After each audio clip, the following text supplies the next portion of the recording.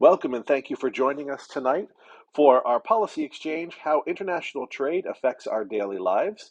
I'd now like to introduce Professors Ellen Lapson and JP Singh. So I'm what we call a practitioner faculty member at the Schar School, having come to join the school in 2017 after a government career and after over a decade serving as the president and CEO of one of Washington's international security think tanks, the Stimson Center. So this is really a third career for me, and I've really been delighted to both direct the master's degree program and teach in it.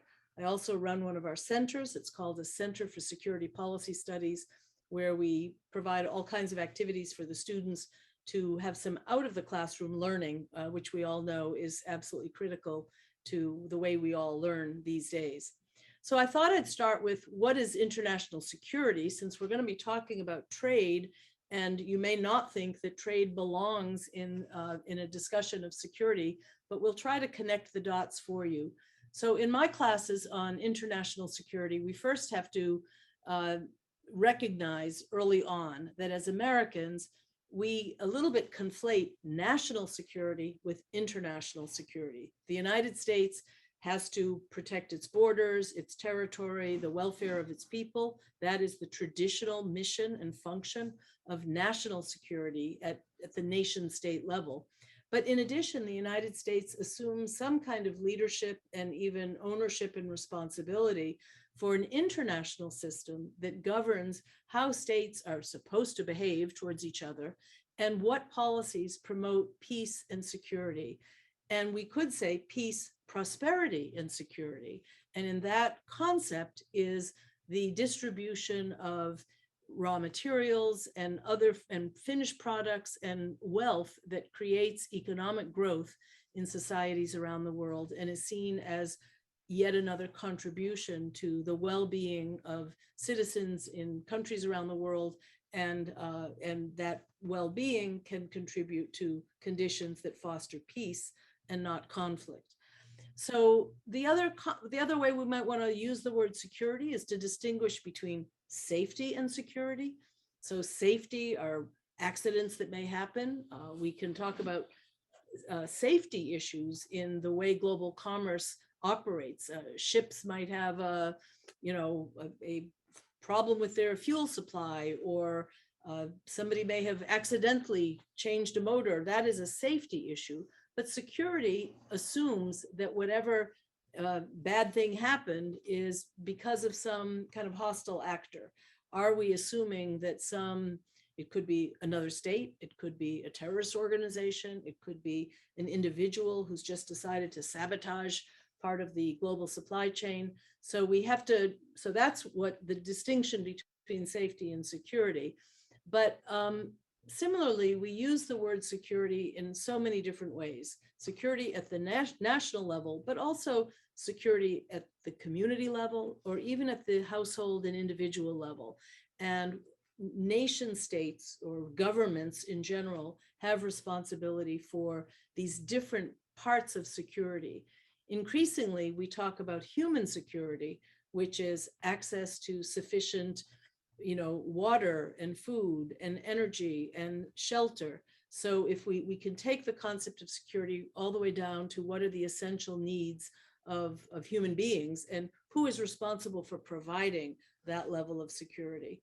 And just one last point before I turn to JP is the distinction between what we might call a narrow definition of national security and a broader definition. And so I hope I'm just throwing out some concepts that we can then see how useful are they to try to define some of the ways international trade actually functions and operates, and what are some of the risks and dangers and vulnerabilities to our world economic system as we know it.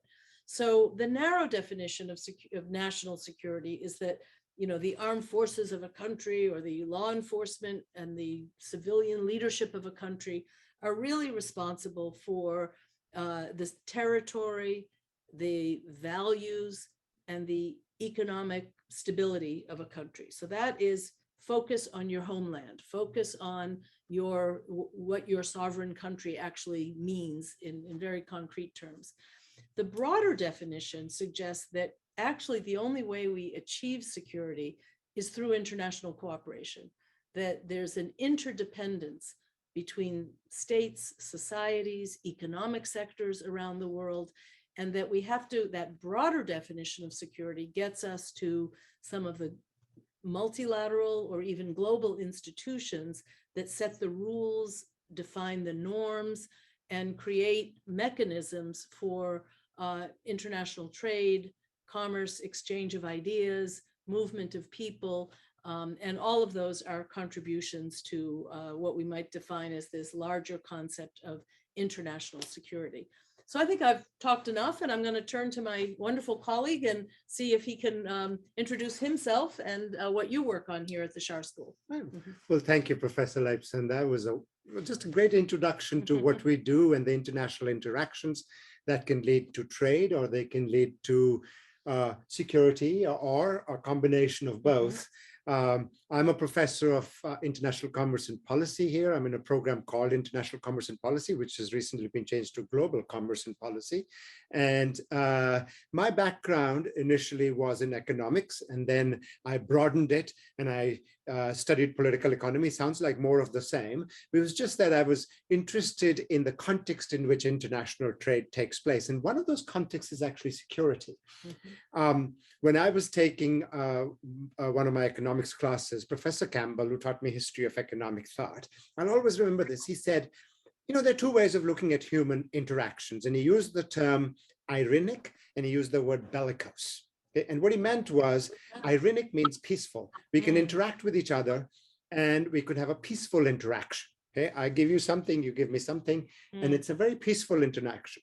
Or it can be a bellicose interaction. Now, we're in a dorm room, we share a refrigerator, and somebody takes a part of our milk, and they weren't supposed to. It could be one of those things where you say, well, they really needed the milk, or it could turn into a bellicose situation, like, why did you take my milk? So just everyday interactions can be peaceful, ironic, or they can be bellicose.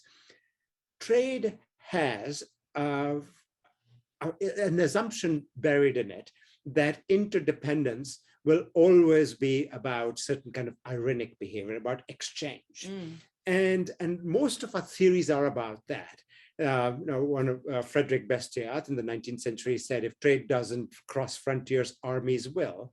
And what Bastiat meant was that once we get into exchange relations with each other, then we moderate our passions, we moderate our interactions with each other. Alexis de Tocqueville, who's a contemporary of Frederick Bastiat in France, he came to America and he said, American society is such that neighbors talk to neighbors. That's why democracy works, because we're all talking to each other. Now, you might question still if we're talking to each other, but I think we are.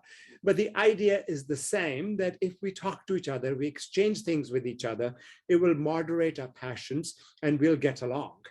Now, quite obviously, that's an ideal. It doesn't happen like that.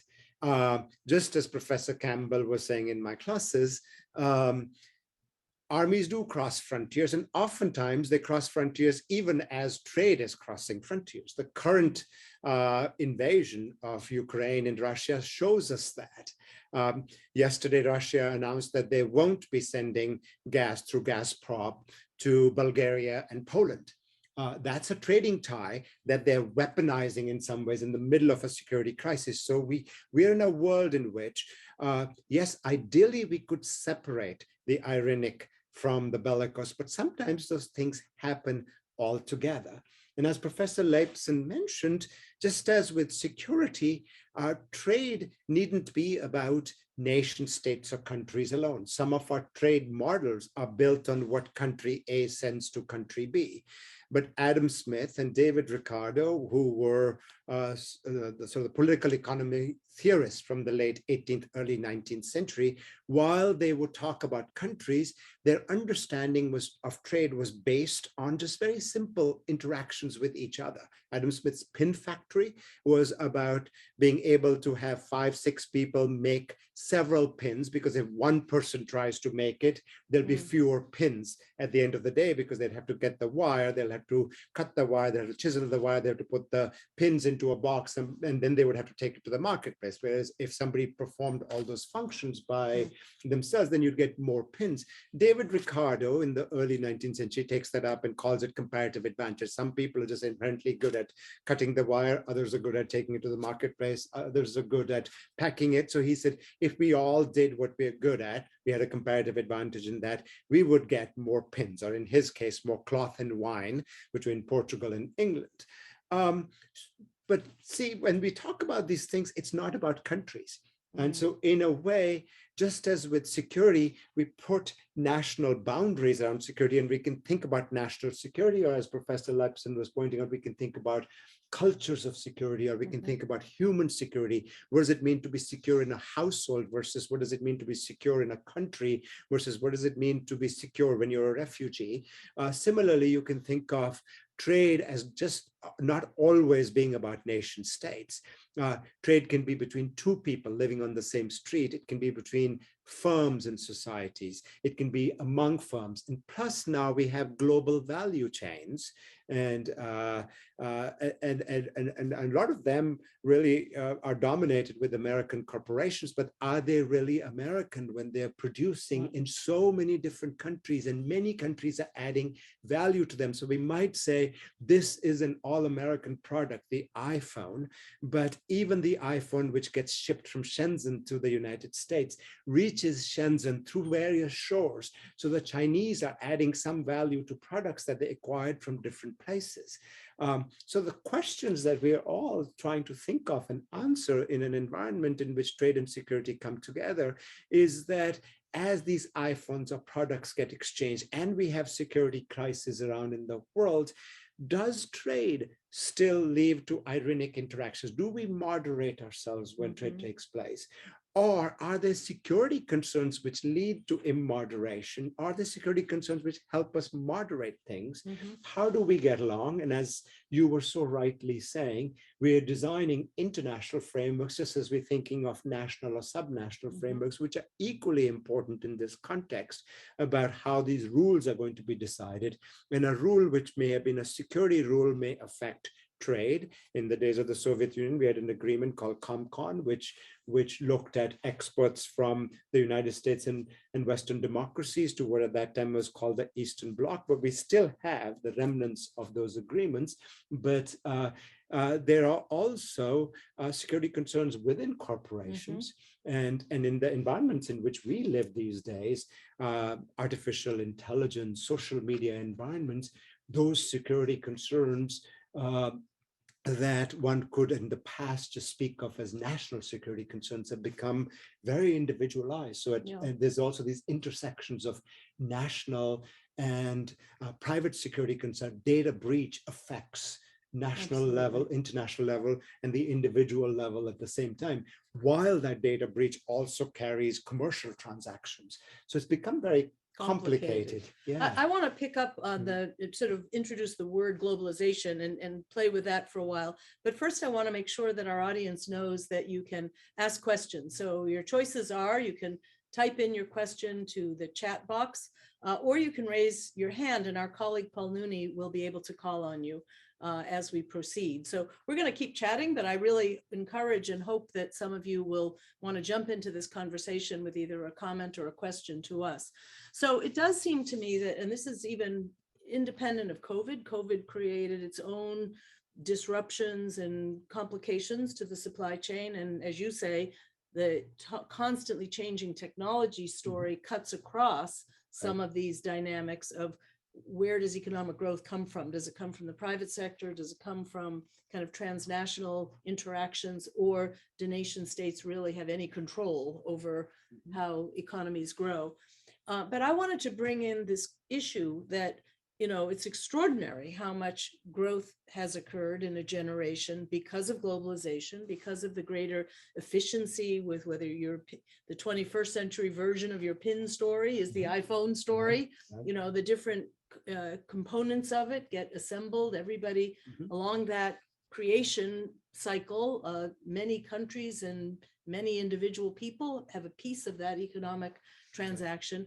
But what we are seeing now is kind of a backlash against globalization. And that is, you know, a political and a cultural phenomenon where there's greater awareness of who are the winners and losers. Not all boats rise at the same rate, you know, and there have been these dislocations. So I guess my thought is going in two different directions. One is, how has the trade world, you know, what kind of organic or instinctive adaptations have there been in making the world a little less interconnected, if you agree that that is happening? Right.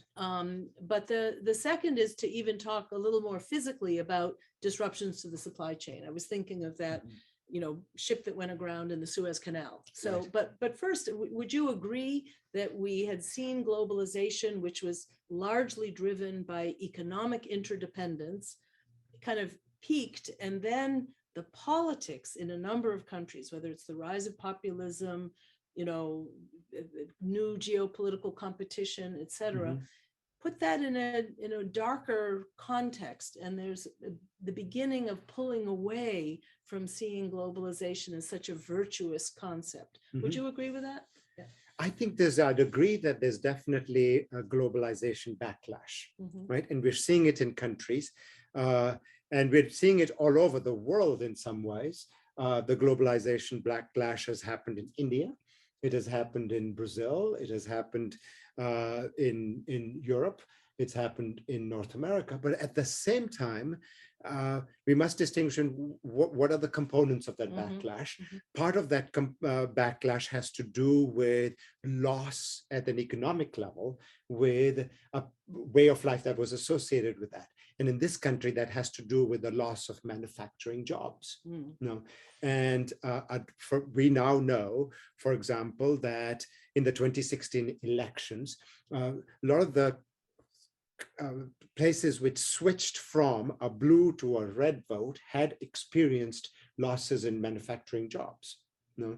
And that has led to a considerable anxiety, because a job is not just a job, it's a way of life. You grew up in a town in which your parents and grandparents went to the factory in a particular type of a job, and all of a sudden that's gone. So even if economists may at some time not appreciate it, and I think most of them do, yet at the same time, a way of life goes away. So it becomes a cultural issue.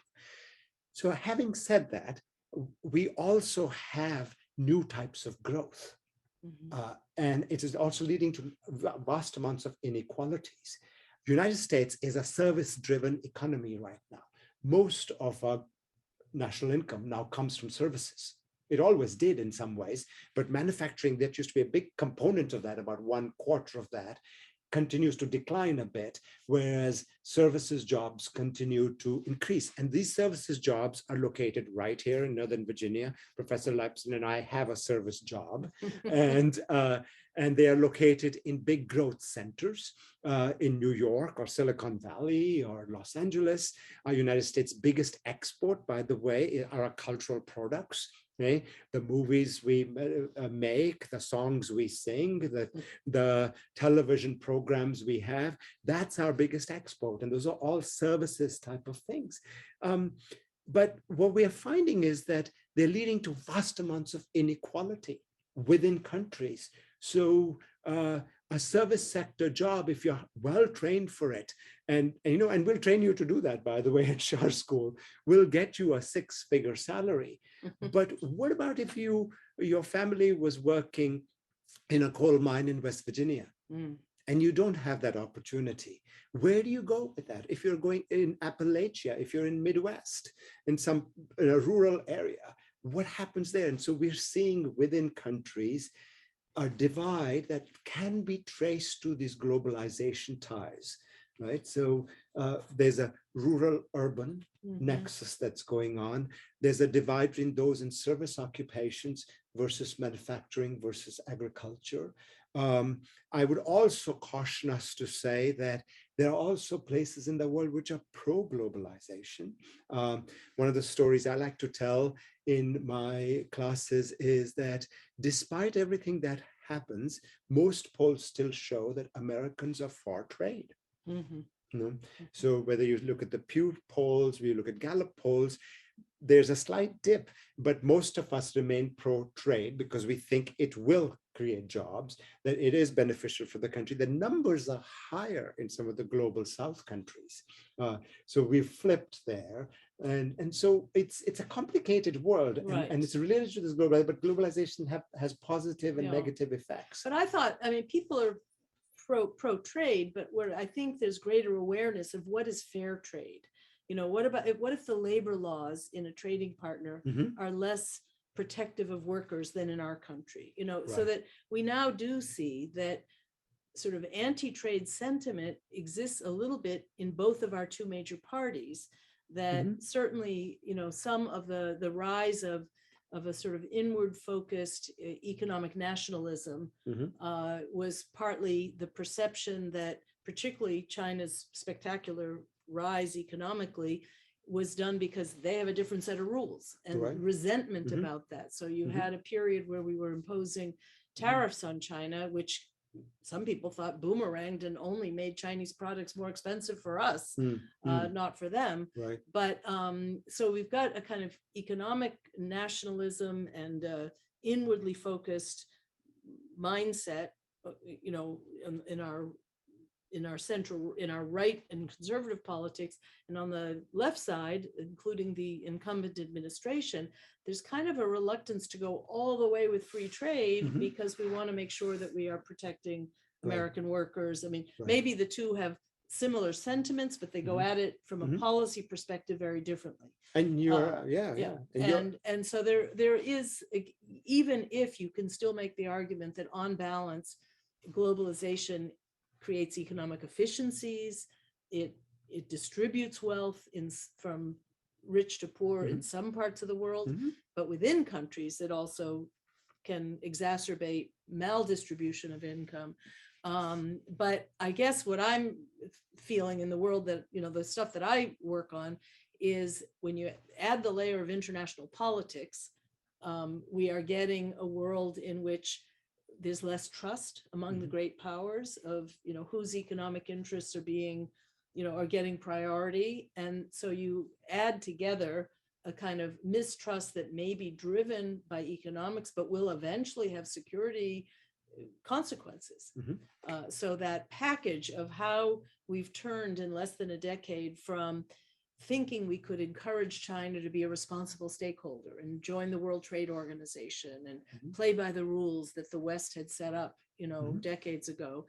And now we see what looks like a more kind of mean-spirited competition between two different orders, Right. if you will. Yeah. So, And I would totally agree with you on the last point that you made. When China was admitted to the World Trade Organization, which is sort of a formal membership into what we would call the global liberal order, and it was under President Clinton's administration, the expectation was, you know, and theoretically it was in what I mentioned earlier, that as they start to exchange with us, they'll also moderate some of their passions. And so those passions would be, we're not going to dump our products in another country. We're going to play by the rules.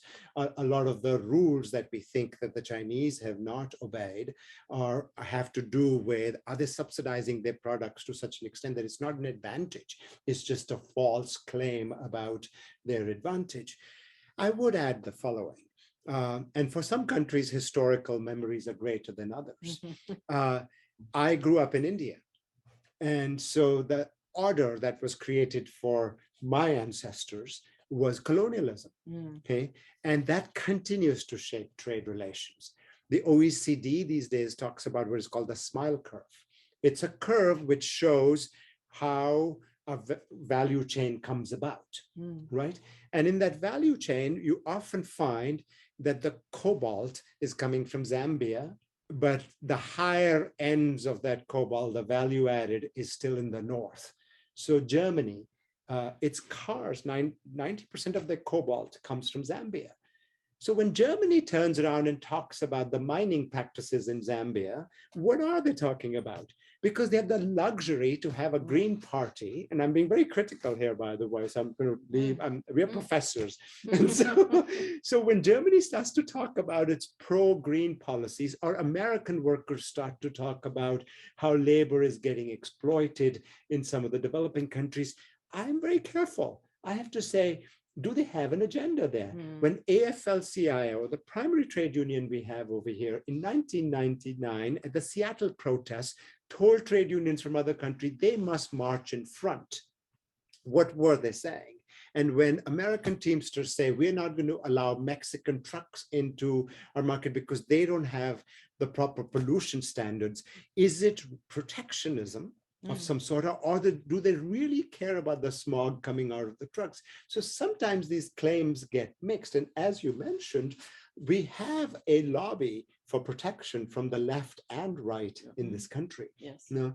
And I think our claims as scholars, oftentimes, I wouldn't say they're completely nonpartisan, but they're situated in evidence. You know, it may very well be that we're able to find out that a lot of the products from China are just getting dumped, and we have evidence to show that. And it may very well be that they're very important human rights practices all over the world to which we must pay attention. Yeah.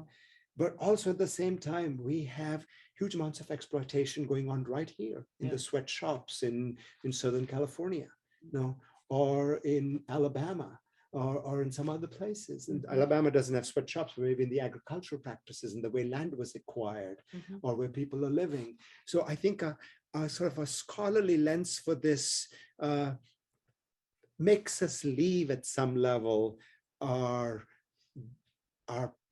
sort of moral passions and go in terms of evidence. And it's always a very hard barrier to cross.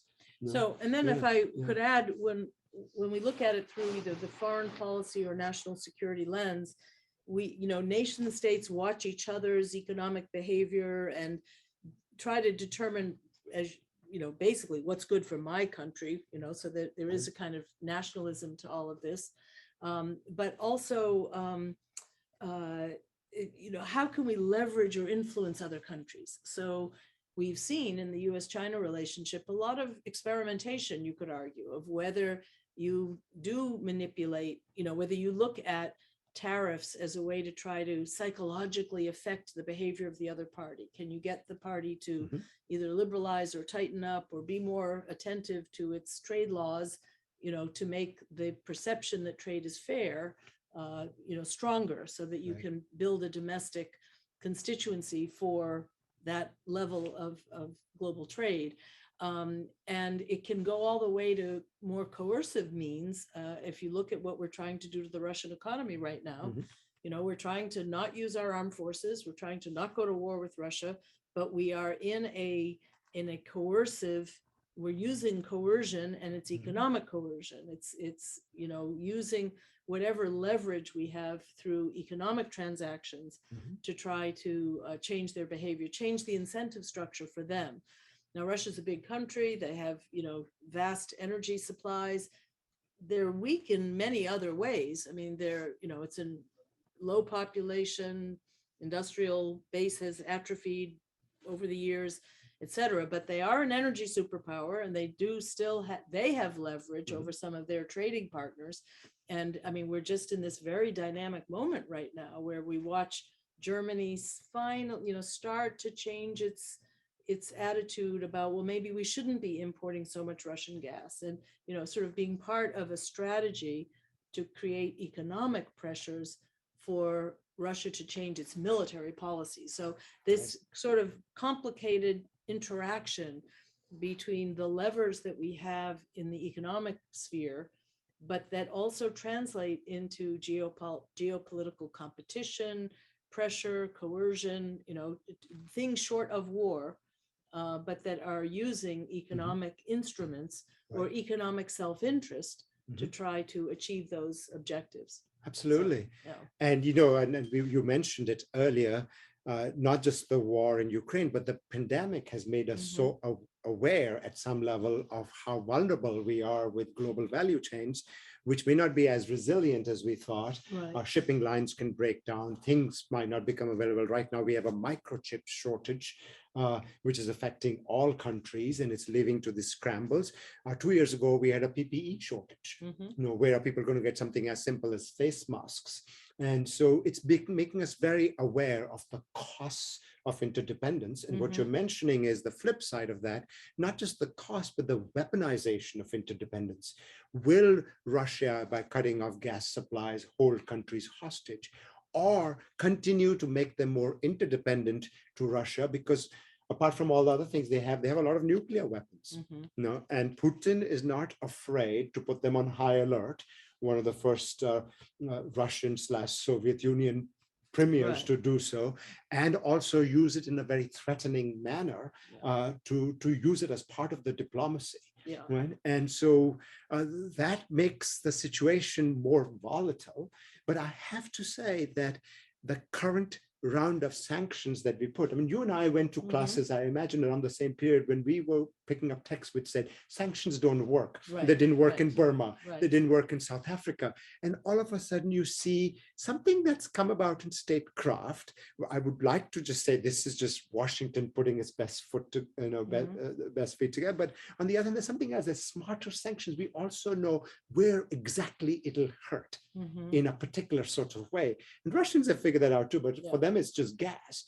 But for our side here, if I may be patriotic now for an instant, we figured out their financial transactions. We figured out to the individual level where that finance and the credit for that is really due to the Treasury Department's folks in what's called OFAC, the Office of Financial Assets Control. Is that what the OFAC stands for?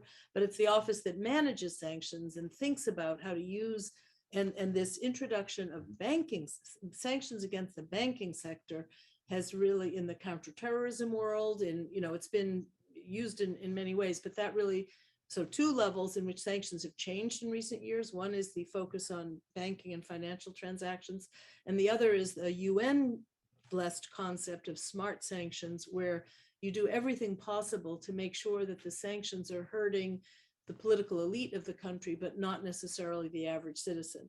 Unfortunately, my understanding of what we're doing towards Russia will eventually hurt middle-class Russians, with whether it's American companies suspending their operations there, or they can't get money out of the bank, that there will be a lot of dislocations there.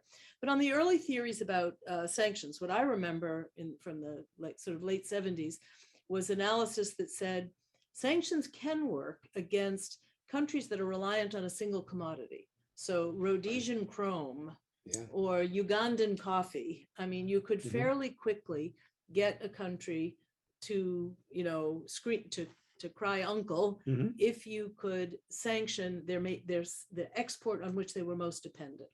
Russia is a bigger country, and as you said, it's a former superpower, and it has other forms to deter and deflect international pressure.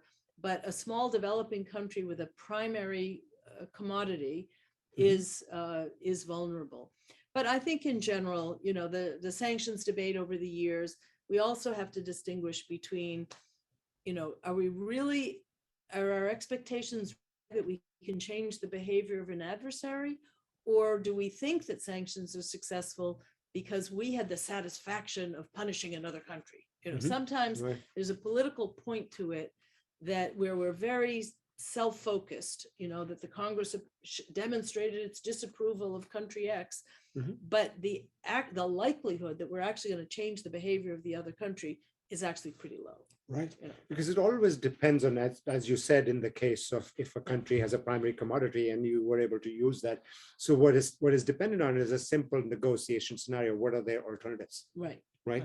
Can Russia export its gas to other places? Does it have reserves? What does the rest of the world think? Now, we may not like to hear it in the United States, but when the UNGA vote took place, with only 5 countries voting against Russia, but I think it was 142 voting with the United States and the Western powers, and 34 abstaining. But if you count up what percentage of the global product those abstaining in 5 countries make up, it's actually more than 2/3 of the world. Global population.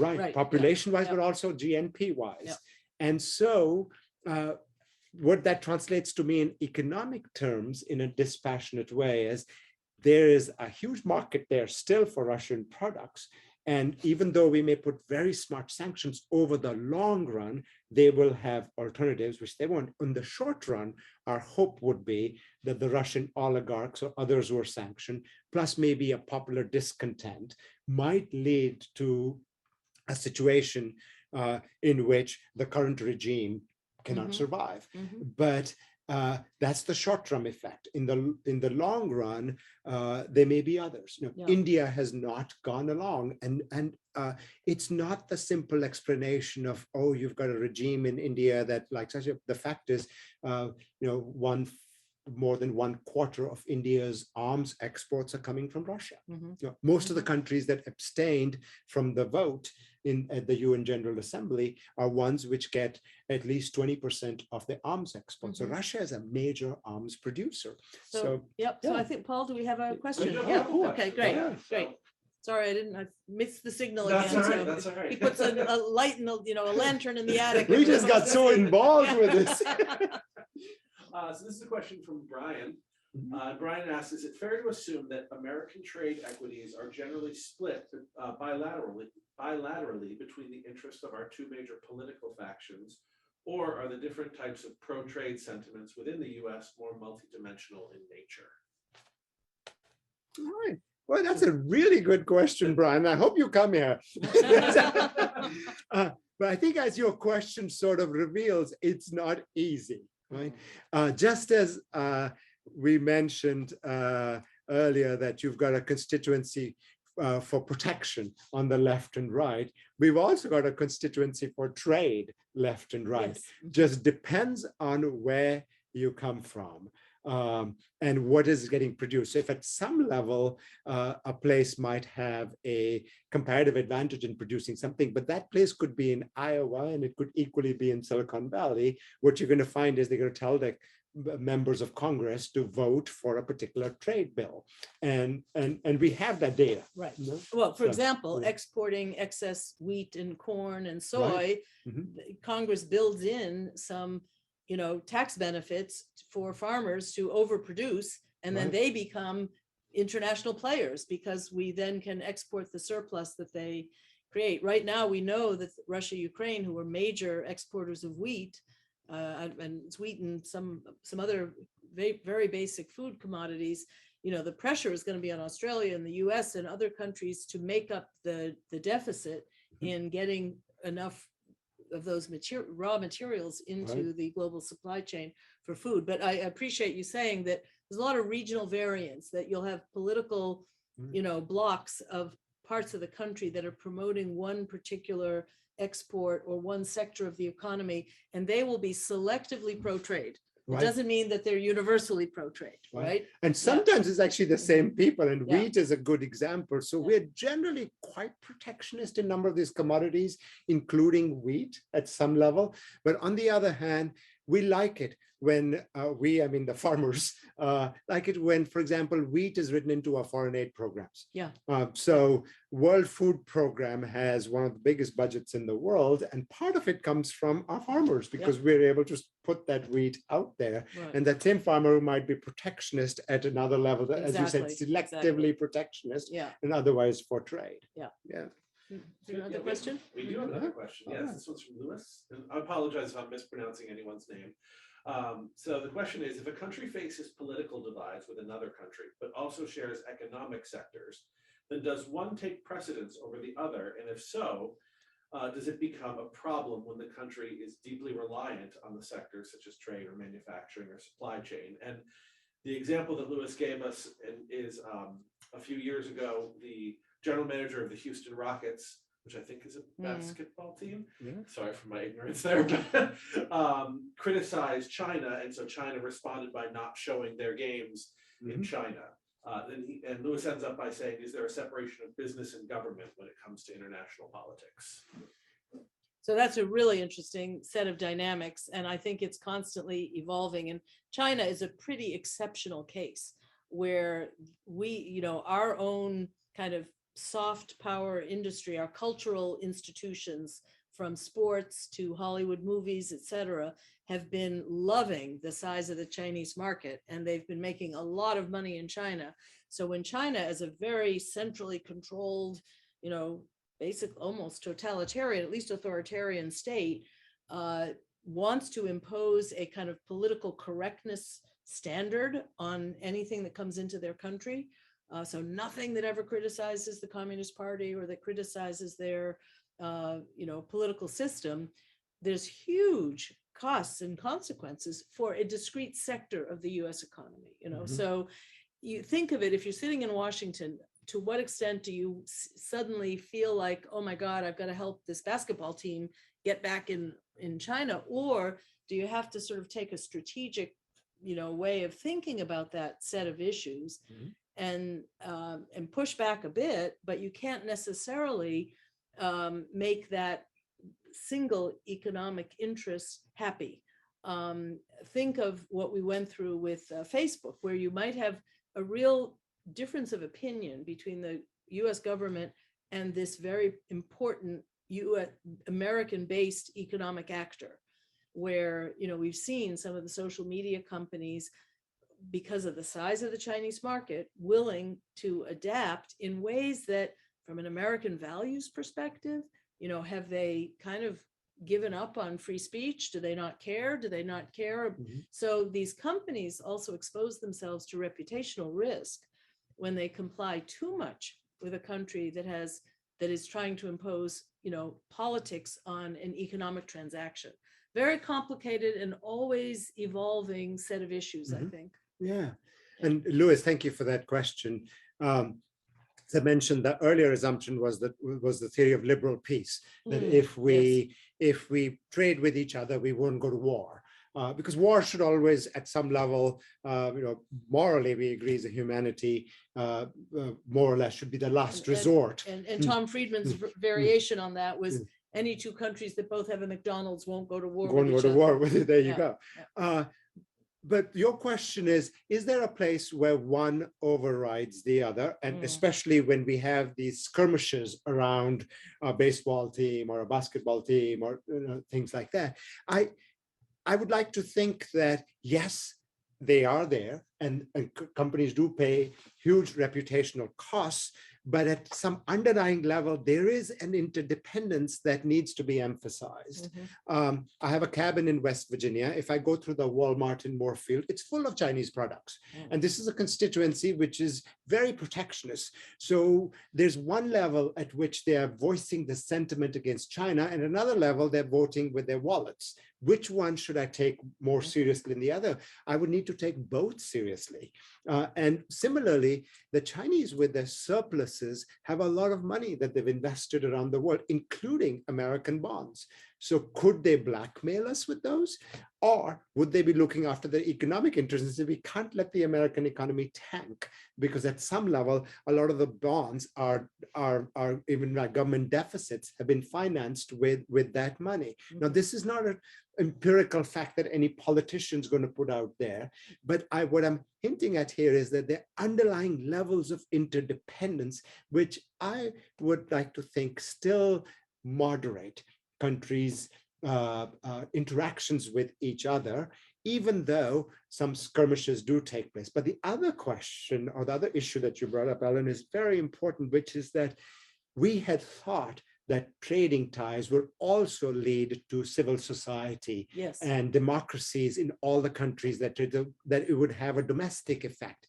And we are not finding that in China. What we found is that supposedly a communist country can have free market or benefit from free markets, but become increasingly more autocratic. And that's confusing. That's why we need students to come here and scholars to pay attention to that, because it goes against received wisdom. But are their markets truly free? I mean, it's a controlled free market. It's a controlled capitalism, because at any moment the state can intervene if these private sector actors, and let's be honest, sometimes the CEOs of major Chinese companies disappear for a little while and they get scolded or punished, whatever, and then they come back into public life. I wanted to just add human rights to the list of, I think there is sometimes a demand from American interest groups or from the American Congress or from emigre ethnic China, whatever, China's still the best case, to, for the US government to be tougher on the Chinese on human rights. And yet we do see that the Chinese are quite adamant that the rules of the game, as they understand them, of how states do what is in their own interest, and you work together when it's in both parties' interests. But their message is loud and clear. We are a sovereign actor. What we do inside our borders is not your business, is not your concern. You clean up your own human rights problems at home, we'll deal with ours. And that doesn't sit well when I talked earlier about that broader sense of international security, because the US still feels some responsibility and leadership of a sort of international set of norms and procedures and rules, if you will. Right. And so there is truly, I think, some enduring friction between the US and China over to what extent you can't turn everything into just this totally mercantilist, apolitical, acultural economic transaction. Sometimes that you're also trying to promote understanding. You're trying to promote a desire to cooperate with another country, right, a desire to bring information, knowledge, symbols, cultural meaning back and forth across that supply chain. And so I think the Chinese, as they get stronger, more confident, wealthier, they like their rules, and they want to stick with them. Yeah. But now, what I would add here very quickly is, and I'm going to just play the devil's advocate. We have a country in the 19th century which has closed itself from the rest of the world, but benefits from trade. They say we're going to be protectionist, mercantilist, and we're going to have an industry, and we're not going to trade with other countries just to make our industry grow. And that country is the United States. It's got Alexander Hamilton in the 19th century, and it has Friedrich List Alexander Hamilton in the 18th century, and Friedrich List, who's here in the 19th century, giving that advice. Yeah. And while we do that, we get into huge human rights, and we're going to exclude African Americans from that workforce. We're going to exclude women from the work. We're not even going to give them voting rights. And so, at some level, it's not fair of China to tell that story to us, but it's equally not fair for us to always preach a human rights message that just because we are here now and we enjoy the freedom that we do, because we don't do that just with China. We also do it with other countries, and they always remind us of some history. I do think still at the same time that we are not in the 19th century, we're in the 21st century. And I would be the very first one to say it's right of us to make certain human rights claims. But it's also equally important for us to remember our history and where we've been and what we haven't accomplished as yet. The imperfect nation. And to keep both communication and trade open to the maximum extent. Paul, I think we have another question. We do. Cool. Trevor wants to know your thoughts on how automation became a factor on how automation became a factor in the international political economy, considering where goods are made and will be produced, and the impacts on economic inequalities. Well, should I go? Well, first of all, depending on how we want to define automation is something which divides up the tasks at various levels. So it's always happened, but we might say that, especially with information technologies, it has accelerated to a point that we could not have imagined in the early 20th century. So especially in the last 25, 30, 50 years with information technologies, and especially with the internet, that automation is taken. And the current wave of that automation is artificial intelligence with machine learning, where tasks that could, and that's what we mean by automation, the tasks which would generally involve some kind of human cognition can now be taken over by machines and displace workers. So we are finding that, for example, the service sector, which has benefited from heightened levels of this type of automation, in a way have produced an inequality because some jobs just don't exist. They've just disappeared. Right. At the same time, we must also remember that some jobs which are really menial, some jobs which really endangered workers now can be performed better. Like smelting functions inside a factory where workers have to be very close to very hazardous conditions. They don't no longer have to be so. Mhm. So I know you earlier talked about safety, Mhm. and in some ways, these technologies are also making old-fashioned manufacturing where we no longer have the Manchester, Liverpools of 19th century where there was squalor on the streets Right. and the factory Terrible health conditions were conditions. terrible. Yeah. We no longer have that. But I think what we're confronted with is these technologies are very disruptive. And as you rightly pointed out, they, Trevor, that they have, they're also producing inequalities.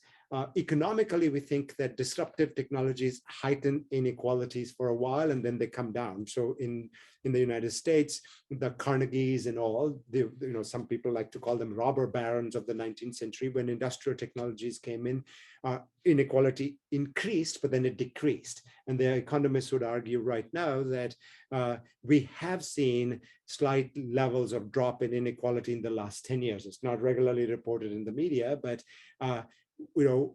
but there's an assumption there that these technologies are not the same, not similar to the earlier technologies. They may very well be very different. I also think the question really a little bit touches on, the future of work.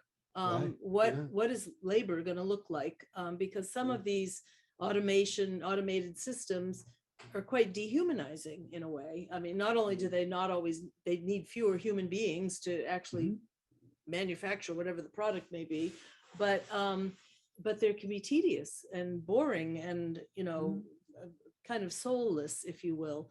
So I think that gets us to some really interesting issues about the future of work. The only other thing that crossed my mind was, not every country has to go through its own industrial revolution. It can benefit from the revolutions elsewhere and jump a few steps in leapfrog over technological adaptation. Right. So certainly we've seen in developing countries that they just skipped landline telephones. They just went right to cell phones. Once in places where an individual household would not have had a phone, a telephone, but then you could leapfrog and benefit from innovation in other countries. And that's part of the upside of globalization too. And I know this is just, I just couldn't help it. My first book was called Leapfrogging Development, and it was about telephones in the developing world. I should read it now. Now I want to read it. No, please don't. It doesn't ever look the same 20 years later. I look at it and go, no, did I write that? And the future of work, I think, is really an important question. And also, as you said, the dehumanizing ways. And some of those dehumanizing ways might be that we're performing work all the time. Because now that private public boundary, the 9 to 5 boundary doesn't exist. Right. And for a lot of us, the nice thing about the last 2 years was we could work from home, and the worst thing about the last 2 years was we could work from home. Right. When does childcare start? When do you stop answering emails? When do you start answering? And also this sort of 24/7 cycle of this sort of being online all the time.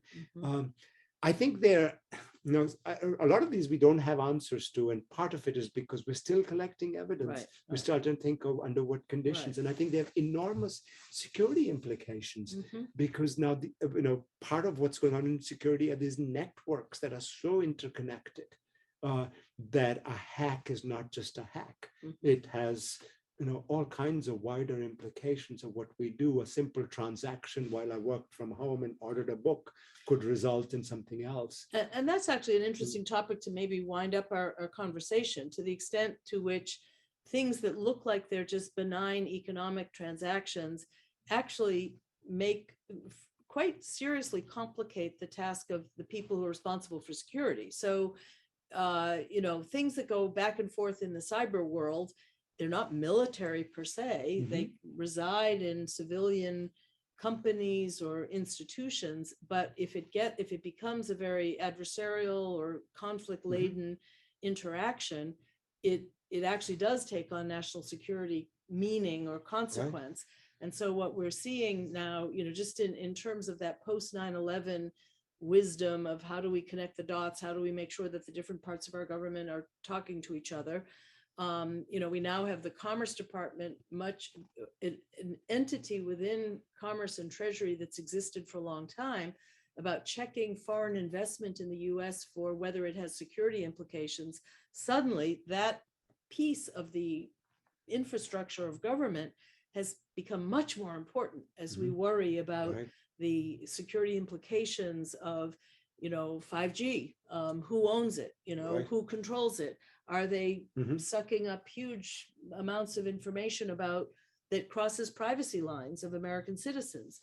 And then you've got this gray zone concept of the ways countries can sort of signal each other that I disapprove of what you're doing, I disapprove of what you're doing, that could go up a ladder towards actual conflict.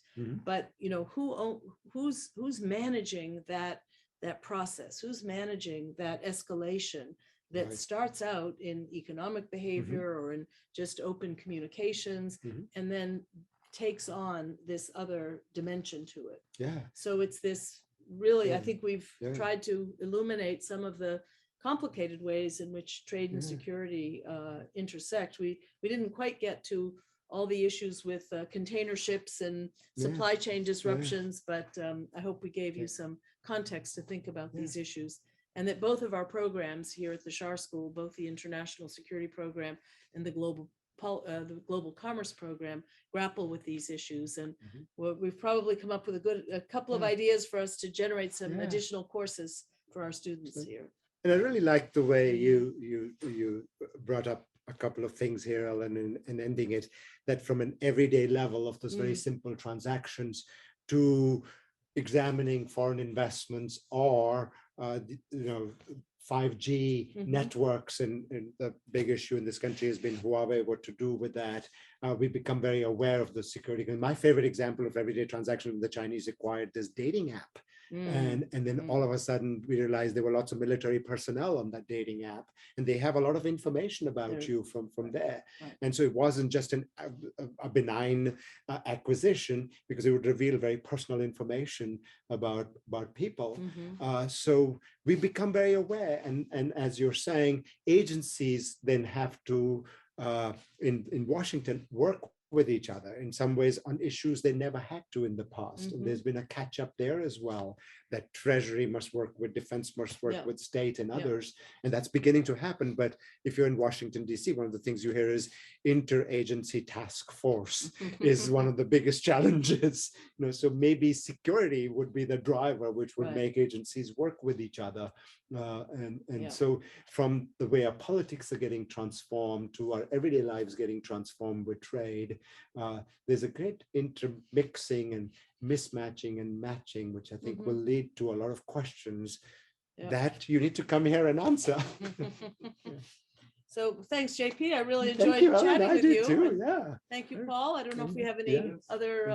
And thanks to all the people who are watching. We hope that you have many more questions for us. Feel free to email us. Email either of us, sure. My email is elaipson, ELAIP as in Peter, SON @gmu.edu. Mine is jsing19, that's JSINGH19 @gmu.edu. Great. Thanks, everybody. All right. And for more information on the Schar School and our programs, visit schar.gmu.edu, or you can email us at schar@gmu.edu. Thank you for joining us, and have a wonderful evening. Thank you very much.